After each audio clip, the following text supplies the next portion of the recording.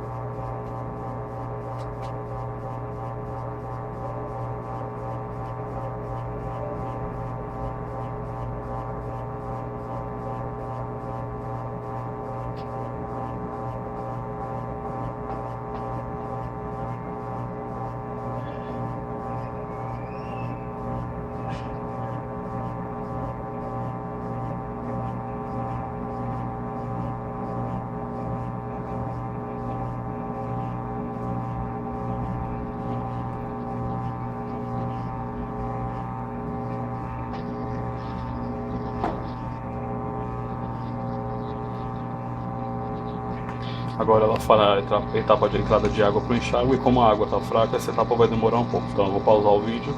Ao final da entrada de água do enxágue eu volto para mostrar para vocês. Até daqui a pouco.